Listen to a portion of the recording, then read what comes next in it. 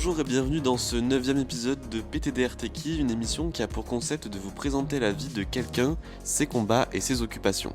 Nous partons du principe que tout le monde, même un parfait inconnu qu'on peut croiser dans la rue, a une histoire intéressante à raconter. On aimerait également donner la parole à des personnes que l'on n'a pas forcément l'habitude d'entendre en leur tendant le micro dans cette émission. Moi c'est Enzo, je suis accompagné de Chloé. Bonjour Chloé. Bonjour Enzo et tout le monde. Nous sommes toutes les deux étudiantes en sociologie et nous aimons raconter et écouter des histoires.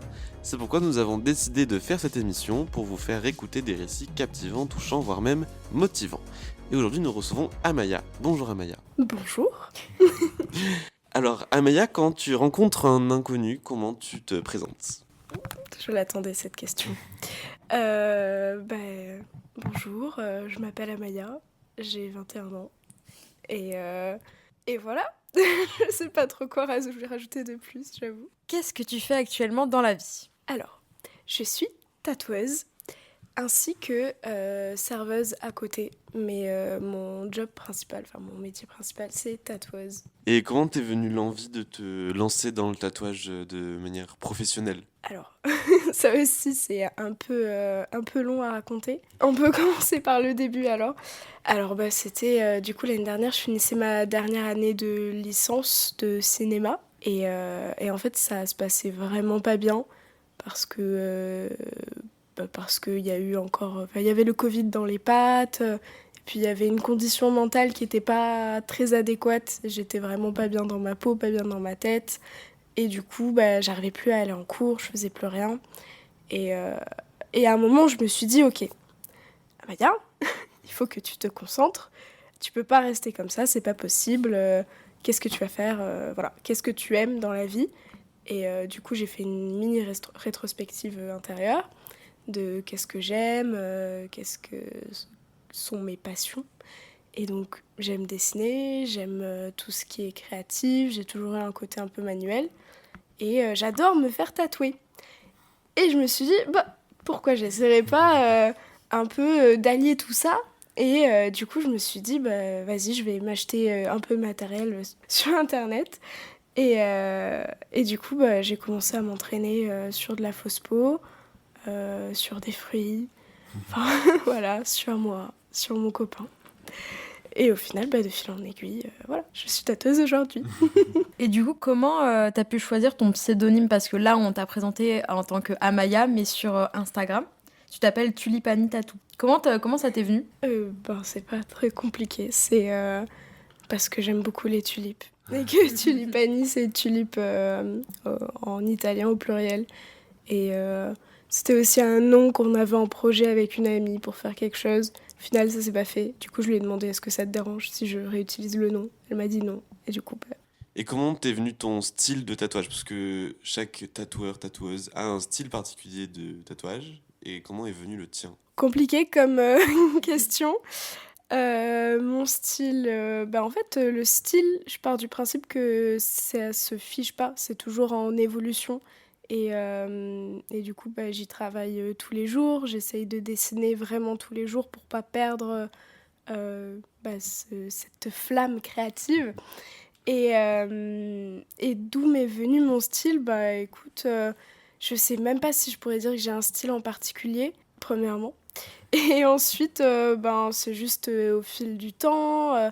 Puis j'aime beaucoup tout ce qui est abstrait. J'aime bien le figuratif. J'ai quelques dessins que je propose, qu'on appelle des flashs, du coup, qui sont très figuratifs. Par exemple, des chats, des fleurs, voilà. Mais j'ai aussi beaucoup d'abstrait ou de néo-tribal. Et c'est quelque chose que je trouve très très beau sur le corps. Je trouve que ça embellit selon l'emplacement et tout. Ça peut faire vraiment des très belles choses. Et je sais pas, j'essaye de, quand je dessine, que ce soit un dessin que moi je pourrais porter. Sinon, je le propose pas. Je pars de ce principe-là. Des fois, je dessine et tout, et je me dis, waouh, c'est beau, mais est-ce que je le verrai sur moi ? Non, pas du tout. Du coup, je le propose pas. Du coup, j'ai plein de flashs comme ça sur ma tablette que je proposerai jamais. Et du coup, voilà, j'essaye d'avoir cette sensibilité et comme une connexion avec le dessin avant de le proposer et qui me fasse ressentir quelque chose. Et du coup, c'est à partir de ce moment-là que je considère qu'il fait partie de mon style. T'as des influences, des inspirations qui t'inspirent pour dessiner, faire des flashs? Alors du coup le mouvement un peu néo-tribal, qui vient du coup du mouvement tribal qui est apparu un peu dans les années 2000 au niveau du tatouage, mais qui aujourd'hui est un peu considéré comme has-been, malheureusement, alors que c'est quand même super sympa des tatouages tribaux. Et du coup, aujourd'hui, il y a cette sorte de mouvement qui est revenu, entre guillemets, à la mode, mais du coup, avec des formes un peu plus modernes, un peu plus différentes. Du coup, je m'inspire beaucoup de ça. Je m'inspire aussi de photos que je fais de temps en temps, mais des photos vraiment random, hein, avec mon téléphone. Voilà, je suis pas non plus une pro de la photo. J'aime bien l'art nouveau aussi, donc Alphonse Mouchat, ses illustrations, etc. J'aime bien les croquis. Donc je m'inspire aussi de croquis que j'ai pu faire en cours de dessin, parce qu'avant je prenais quelques cours de dessin. Puis sinon, dans des livres d'images, d'illustrations, je peux m'inspirer. Ou alors, j'aime beaucoup traîner sur Pinterest. J'y passe beaucoup de temps et je me fais un nombre incalculable de tableaux. Et du coup, à chaque fois, ça me donne plein d'idées et je mixe and match plein de trucs. Et du coup, je fais plein de choses, quoi. Et du coup, tu parlais des tatouages tribaux, et c'est vrai qu'il y a beaucoup de clichés dans le monde du tatouage en général. Pour certaines personnes qui portent par exemple certains types de tatouages, etc. Oui. Est-ce que tu as des clichés que tu aimerais combattre dans le monde du tatouage? Déjà, le cliché de chaque tatouage doit avoir une signification. Ah Moi, je pense qu'il faut vraiment prendre les armes parce que c'est plus possible.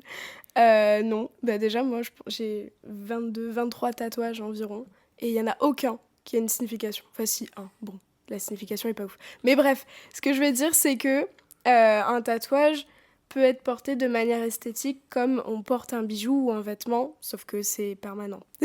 C'est pas la même chose.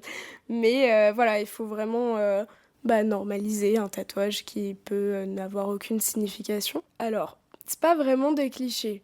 C'est des tatous, par exemple, qui peuvent être considérés un peu comme vus et revus, comme des signes infinis, des carpe diem, exactement. Du coup, voilà. Mais après, ça, c'est plus d'un point de vue de tatoueur ou tatoueuse. C'est que, après, bon, c'est pas mon cas parce que la génération d'aujourd'hui veut plus vraiment ce style de tatouage-là. Mais avant, c'était beaucoup demandé et tout. Du coup, il y a eu une sorte de ras-le-bol général des tatoueurs.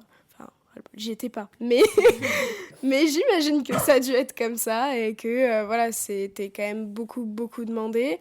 Et au final, c'est pas très stimulant en tant qu'artiste de dessiner toujours les mêmes choses et que les gens, enfin les clients viennent nous voir avec quelque chose qui a déjà été reproduit sur quelqu'un d'autre. Du coup, on fait pas du travail unique en soi et du coup on est moins légitime à être des artistes entre guillemets. Enfin, je pars un petit peu loin juste pour un carpe diem. D'où l'utilité des flashs en soi. Oui, voilà d'où l'utilité des flashs. Les flashs, c'est vraiment le catalogue de chaque artiste avec du coup des créations qui leur sont propres et qui sont pas reproductibles, qui sont vraiment des créations uniques. Et quand on regarde les flashs d'un artiste et qu'on en choisit un, on sait qu'on l'aura sur le corps et que personne d'autre l'aura, sauf si il est volé par quelqu'un d'autre, ce qui peut arriver.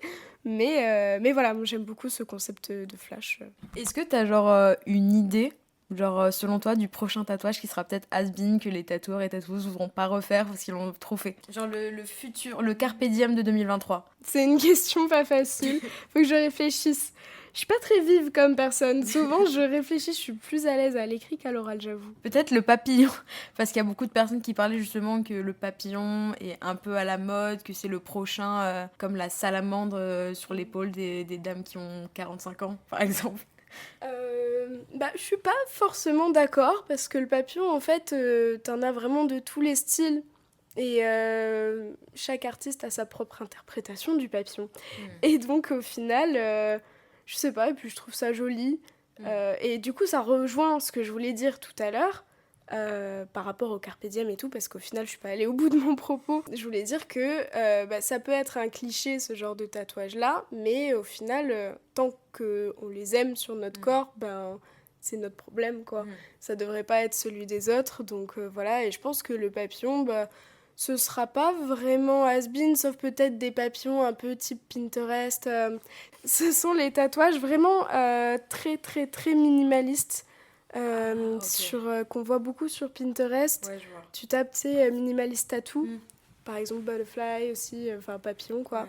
Ouais. Et t'as vraiment le même type de papillon sur plein de gens différents. Ouais, ou alors genre une vague en un seul trait là. Oui, voilà, ce genre de tatou, en fait, c'est qu'un seul trait ou un peu type illustration, tu sais, un visage avec un seul trait. Je sais pas trop comment expliquer ce style-là. Mais après, j'ai pas non plus envie de me faire porteuse de la prochaine vague has-been. Tu parlais tout à l'heure que ça arrivait que les artistes se fassent voler leur flash. Comment ça se passe la relation entre genre les différents tatoueurs et tatoueuses? Est-ce qu'il y a une sorte d'entraide de communauté ou est-ce qu'il y a de la concurrence? Comment ça se passe? Le problème, déjà pour répondre au vol, c'est qu'il n'y a pas de loi sur le tatouage. C'est-à-dire que tu peux bien voir sur des flashs ou des travaux déjà réalisés, par exemple des œuvres d'art. Tu vois, la nuit étoilée de Van Gogh.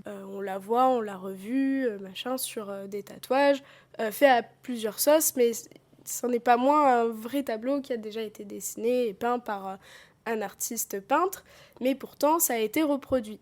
Et dans ces cas-là, c'est pas un souci. Ou pareil, les scans de manga.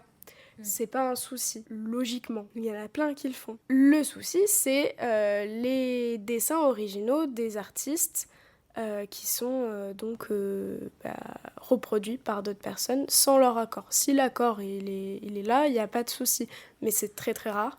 Et donc du coup, ça arrive souvent. Mais voilà, du coup, pour parler du coup de la relation entre tatoueurs, normalement, il est censé y avoir une sorte d'entraide et de cohésion, d'entente mutuelle. Par exemple, sur les flashs de tout un chacun, quoi. Dans mon esprit, c'est clair que je vais pas aller piquer le flash de quelqu'un d'autre parce que c'est pas moi qui l'ai dessiné, je vais pas me l'approprier et le dessiner sur une ou un client alors que c'est pas moi qui l'ai fait. Mais dans certaines têtes, c'est pas le cas de tout le monde, malheureusement. Et donc, il peut y avoir cet aspect-là, un peu où tu te dis oui, je publie mes flashs, mais j'ai peur de me le faire piquer. Par exemple, j'aimerais bien faire des TikTok en montrant mes flashs disponibles, mais j'ose pas parce que j'ai peur vraiment qu'il y ait des gens qui s'approprient mes flashs, surtout sur TikTok où c'est une plateforme où il peut y avoir beaucoup de visibilité d'un coup. Et du coup, c'est vachement anonyme. Du coup, tu peux pas savoir vraiment d'où ça vient, d'où ça part, etc. Et sinon, pour l'entente entre tatoueurs, en règle générale, hors flash, etc., il peut... en vrai, non. J'ai pas eu vraiment de soucis. Après, est-ce qu'il y a la compétition ? Je dirais que oui, quand même.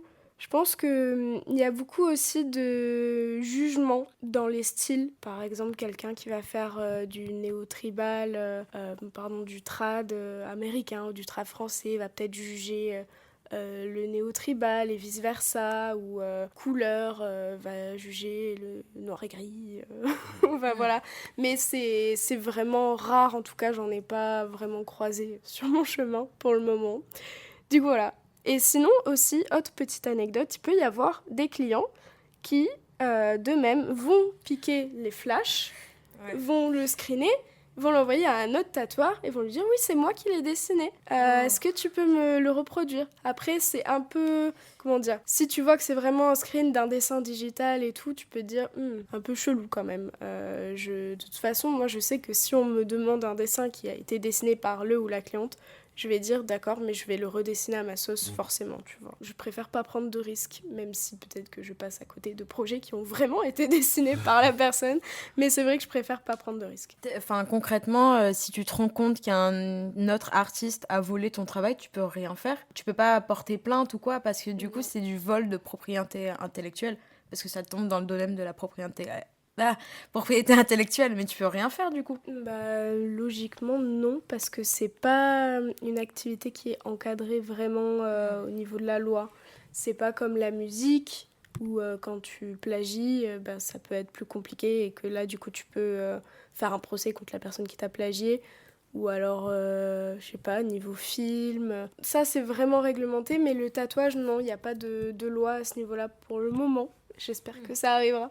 Mais oui, tu peux très bien te faire voler ton dessin en toute légalité. Après, peut-être que c'est possible de porter plainte contre la personne qui te l'a volé, mais le problème, c'est que c'est déjà dans la peau de quelqu'un d'autre. Ouais. Et il y a ça, et ensuite, en vrai, je suis pas trop informée à ce sujet-là non plus. Faudrait que je vérifie vraiment s'il y a des encadrements juridiques à ce niveau-là. Mais de ce que j'ai vu pour le moment, normalement, il n'y a pas. Tu parles du coup des législations et tout, comment on s'informe là-dessus, comment on fait pour devenir tatoueur, tatoueuse en France? Comment on se forme, question d'hygiène, question même de création d'entreprise, je sais pas du tout comment ça se passe, explique-nous. Il faut savoir que je tatoue que depuis septembre. Donc, toutes les informations que je vais vous procurer ne seront peut-être pas juste à 100%. C'est juste un petit disclaimer au cas où, on sait jamais.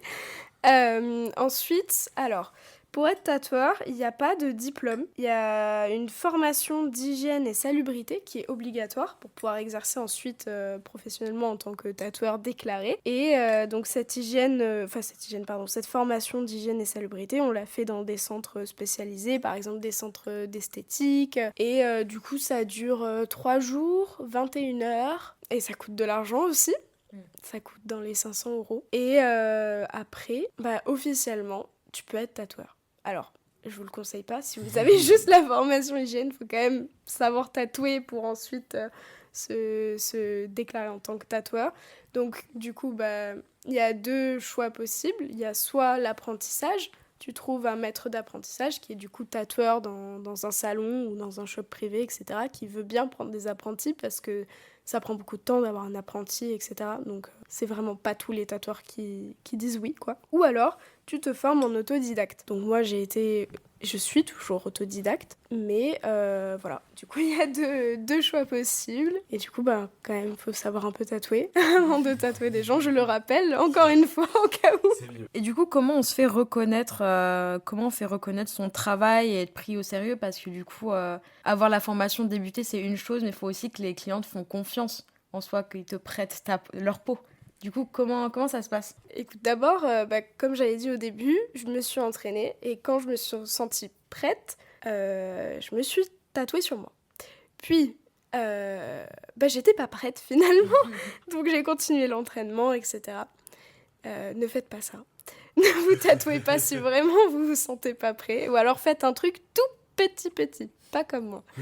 Et donc ensuite, j'ai la chance d'avoir un entourage qui est pas mal tatoué. Donc du coup, à qui ça pose pas de problème, par exemple, si je m'entraîne pour des petits trucs, et imaginons que ce soit raté dans le pire des cas. Mais du coup, voilà. C'est vraiment pas des conseils à donner, c'est mon expérience à moi, du coup, ça n'engage que moi. Et voilà, après, je ne sais pas du tout comment ça se passe dans un apprentissage, j'imagine. Enfin, si, donc il y a beaucoup de temps de dessin, il y a beaucoup de temps d'observation, de préparation, il y a beaucoup de conseils qui sont donnés. Et moi, j'ai pas eu cette chance-là d'avoir un apprentissage. Et donc, j'ai préféré faire un autodidacte. Et du coup, j'ai pas forcément fait les bons trucs dès le début. Et j'apprends encore aujourd'hui, d'ailleurs. D'ailleurs, on apprend toujours.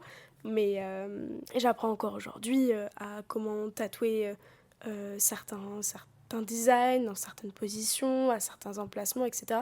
Et ça, on l'apprend pas tout de suite, du coup, forcément. Et donc, on peut faire des erreurs. Pour en revenir à comment j'ai pu tatouer plus de peau, c'était via un petit compte Instagram que j'ai commencé. Et donc, au début, je proposais des trucs vraiment très simples, avec une possibilité d'accepter des projets. Et du coup, les gens me proposaient leurs projets. Si c'était trop compliqué, que je me sentais pas de le faire, je le disais, quoi, que non, c'est pas possible et je vais pas réussir, donc c'est mort. Mais les gens comprenaient très bien parce que forcément, voilà, du coup, à prix libre au début. Parce qu'après, les gens peuvent en profiter très largement pour me proposer des trucs de 30 cm à 30 balles. Bof, quoi. Faut pas abuser. Et du coup, de fil en aiguille, il y a des gens qui ont relayé mon compte et tout. Malheureusement, au début, je pense que c'était surtout parce que le prix était attractif et pas parce que c'était mon travail qui était intéressant. Ce que je comprends tout à fait, parce que mon travail, au début, il n'y avait pas de style prédéfini, il n'y avait pas de style bien défini, pardon. Et j'avais pas de ma patte à moi, quoi, puisque j'étais vraiment au tout début, les bases, tatouer une peau, comment faire, enfin voilà. Et donc c'était en juin que j'ai commencé. Et donc, je dis que j'ai commencé en septembre parce que j'ai vraiment commencé professionnellement en septembre avec un local, etc. Parce qu'avant, c'était des tout petits trucs et c'était parce que j'étais pas sûre que je voulais en faire mon métier, quoi. C'était vraiment pour tester, voir si ça me lassait pas au bout de 2 semaines et que voilà, ça me stimulait et tout. Et donc ça a été le cas. Et donc là, je me suis dit, ok, je veux pas du tout faire n'importe quoi. Donc, je m'arrête le temps de trouver un local. Et en plus, c'était l'été. Et je me suis dit, je ne veux pas tatouer l'été. Parce que déjà, il y aura beaucoup moins de gens. Et ensuite, les gens ont tendance, qui se font tatouer l'été, soit ils sont très responsables, soit ils le sont pas du tout. Oui, et du coup, parce que la voilà. cicatrisation en été, Oui, exactement. c'est un délire. Hein. Si vous faites tatouer l'été, courage et tenez bon. Vraiment. Oui, non, je conseille pas forcément de se faire tatouer l'été. Sauf si vous êtes très responsable. Voilà. Et parce que sinon, j'avais peur que ça se retourne contre moi et qu'on se dise oui, que j'ai mal tatoué, etc. Alors que ça peut être juste un problème de cicatrisation et un problème de baignade, de soleil, de crème solaire. Voilà, du coup, un amalgame de choses qui font pas bon ménage. Et du coup, en septembre, j'ai trouvé un local qui était, il faut se l'avouer, pas incroyable. Mais c'est toujours mieux que chez moi. Donc du coup, j'ai tatoué là quelques mois. Et je me suis dit à un moment, non, ce n'est plus possible, je ne peux plus tatouer ici, j'en ai marre, je ne m'y sens pas forcément bien, puis même pour mes clients ou mes clientes, je veux qu'elles aussi se sentent très bien et qu'ils se sentent en confiance, que ce soit une safe place, que les gens veuillent revenir quoi, quand même vers moi pour se refaire tatouer. Et du coup, j'ai commencé à postuler à des shops. Ce qui a fait que, je vais tatouer en shop bientôt. Très bientôt. Enfin, merci. Du coup, à partir de la semaine prochaine, si tout se passe bien. Normalement, tout se passe bien. Mais voilà. Et sinon, d'un point de vue promotion, pour se faire connaître, c'est vrai que les tatoueurs utilisent à 99,9% du temps Instagram maintenant et que du coup ils ont leur petit compte et parfois on peut faire des promotions sur certaines publications. J'ai fait un concours d'ailleurs avant que j'ai 400 abonnés. Du coup j'avais fait un concours des 400 parce que j'avais pas envie d'attendre. Et en fait les concours ça apporte vraiment énormément de visibilité et c'est vraiment le concours, je pense, qui m'a donné beaucoup plus de clientèle, etc. Et du coup, voilà. Alors, d'après toi, comment le métier de tatoueur-tatoueuse est vu dans la société ? Je pense qu'il est vu par plein d'œils différents. D'abord, il y a les personnes qui le considèrent comme un vrai métier, mais ces personnes-là sont très rares. Il faut le dire, ou alors elles ont une sensibilité à l'art qui est un peu différente de la moyenne, entre guillemets, ou alors juste ils sont sensibles à l'art, point, quoi. Sinon, il y a les autres. Les personnes qui considèrent que ce n'est pas un métier, quoi, que c'est un passe-temps, un hobby, que dessiner, ça te prend pas tant de temps que ça, que voilà, tatouer, tout le monde peut le faire, voilà quoi, et que les tatoueurs s'en foutent plein les poches, qui sont blindés au max, alors que pas du tout, voilà.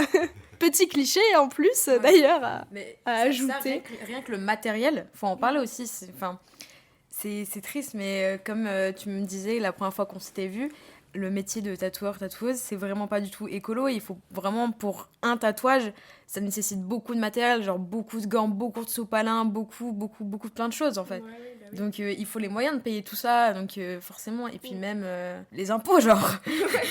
Surtout les impôts. Oui, il y a ce qu'on appelle la sortie d'aiguille. C'est-à-dire que quand tu vas avoir un tatoueur, un minimum professionnel ou alors un shop, etc., et que tu veux te faire un point, sur le doigt, tu vas payer le même prix qu'un tout petit tatouage, etc. Parce que y a le prix de la sortie d'aiguille. Et la sortie d'aiguille, c'est pas juste tu sors une aiguille et voilà. Il y a du coup, comme tu disais, tout le matériel, il y a l'électricité, il y a le loyer, il y a les impôts, etc. Et donc, selon les shops, la sortie d'aiguille, elle peut varier de 80 à 100 euros environ. Et donc, du coup, tu peux aller te faire un point pour 100 euros.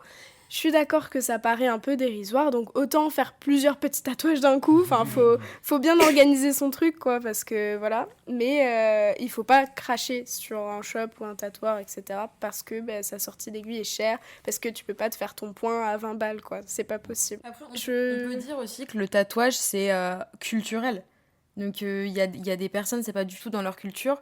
Oui. Des personnes tatouées. Donc, forcément, pour moi, tu peux pas avoir beaucoup de tatouages, avoir un avis négatif sur le tatouage. Il y a beaucoup d'avis qui se contredisent. Enfin, il y a aussi, par exemple, dans certaines religions, c'est mal vu d'être tatoué. Mais il peut y avoir des tribus qui peuvent faire du tatouage un signe d'appartenance. Ouais. Ça tombe bien que tu me parles de tribu parce que c'est le point chiffre, le point tant attendu, qui vous manquait tant. Alors, on rappelle que le tatouage, c'est un art qui date d'il y a environ 5300 ans. Le premier homme connu à s'être fait tatouer est Oddi, si je le prononce bien. Il a été retrouvé en 1991 momifié à la frontière italo-autrichienne, portant 61 tatouages. Il s'agissait essentiellement de traits parallèles, dont la plus grande partie était sur le bas des jambes. Et la source, c'est Le Monde. Waouh, même moi j'apprends des choses. Mais on est là pour ça.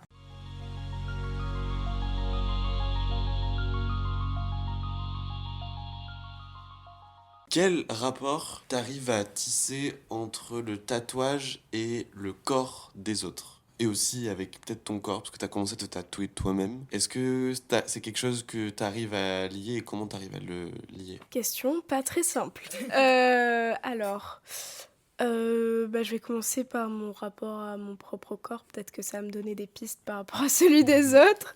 Je dirais que ça embellit d'un point de vue très subjectif et personnel certaines parties de mon corps que j'aimais peut-être moins avant. Et que là, du coup, depuis qu'il y a un petit tatouage dessus, je me dis waouh, c'est trop beau. Et j'ai envie d'en avoir plus. Et je sais pas, je trouve que ça rend le corps bien plus unique qu'il ne l'est déjà, avec un tatouage qui du coup est unique. Et par rapport aux autres, par rapport à mon métier du coup, je sais que tatouer les gens, déjà ils sont là pas contre leur gré quoi, ils sont là parce qu'ils veulent se faire tatouer, donc déjà c'est agréable de savoir qu'ils me font confiance. C'est un lien un peu intime en fait qu'on crée, même si c'est très éphémère. Au final, c'est juste le temps d'une session. Mais c'est une activité qui peut tisser des liens parce que déjà c'est très social. On peut beaucoup discuter si j'arrive à me concentrer. Et puis la personne peut pas mal se confier. Oui, c'est que il y a beaucoup de si les gens se font tatouer, c'est pas parce qu'ils ont perdu un pari, ça peut arriver, mais c'est surtout parce qu'ils ont envie de rendre beau une partie de leur corps ou même de cacher certaines parties qui ne leur plaît pas, comme des cicatrices ou des choses comme ça. Il y a aussi de ça. Exactement. Pour le moment, j'ai pas eu l'occasion de tatouer des personnes qui ont des cicatrices et qui veulent du coup un tatouage par-dessus la cicatrice. Mais je sais qu'il existe pas mal de tatouages dans ce style-là, sur les cicatrices, ou alors par exemple des personnes qui ont subi une mammectomie, soit une réduction, soit une ablation complète des seins, et qui ont des cicatrices et qui veulent les cacher, ou alors les embellir, parce que y a plein de significations, soit par exemple suite à un cancer du sein, une femme qui perd un de ses deux seins et qui du coup veut cacher cette cicatrice-là, qui en est fière, ou transition de genre, quelqu'un qui a encore des marques de cette transition et qui veut mettre un tatouage par-dessus pour effacer, je sais pas, il peut y avoir plein de raisons à un tatouage, ou je sais même, par exemple, la scoliose. Vous voyez les dos qui sont un petit peu courbés. Il y a des tatoueurs ou tatoueuses qui sont spécialisés dans ce type de tatouage. Alors c'est des tatouages immenses, hein, c'est vraiment énorme, ça prend tout le dos. Mais la forme du tatouage est telle qu'on dirait que le dos n'est plus du tout, dans cette cambrure particulière à la scoliose en fait. Ok. Et du coup, il y a pas mal de personnes qui sont atteintes de scoliose qui font appel à ces tatoueurs-là pour embellir leur dos et du coup qui se sentent mieux dans leur corps parce que du coup ils voient plus ce défaut qui n'en était pas forcément un avant, mais ce défaut-là grâce au tatouage. Peut-être que du coup, comme tu écoutes nos podcasts, peut-être que tu t'attends à la question que je vais poser. Maintenant qu'on te connaît un peu plus et qu'on a appris beaucoup de choses sur toi et sur ta profession, quand on te dit PTDR, t'es qui ? Qu'est-ce que tu réponds ? Toujours Amaya. Toujours tatoueuse. Et maintenant, fière d'avoir fait un podcast. Voilà. Enfin, participer, pas fait, c'est pas moi, c'est vous. Merci à vous d'ailleurs pour l'invitation, c'est très gentil. Merci à Maya d'avoir répondu à nos questions et d'avoir raconté ton histoire. Merci à tous de nous avoir écoutés. Vous pouvez retrouver cette émission en podcast avec des informations supplémentaires pour approfondir le sujet sur le site de Campus FM, ainsi que sur toutes les plateformes de streaming. Retrouvez aussi PTDR Techie sur Instagram, @PTDR Techie podcast tout attaché, où on vous partagera les dernières informations liées à l'émission. Et si tu souhaites que ton histoire soit racontée d'un PTDR Techie, n'hésite pas à nous en parler directement sur Instagram. Et on vous souhaite une très bonne journée sur les ondes de Campus FM et à très bientôt pour une nouvelle émission. Au revoir Amaya, au revoir tout le monde. Au revoir.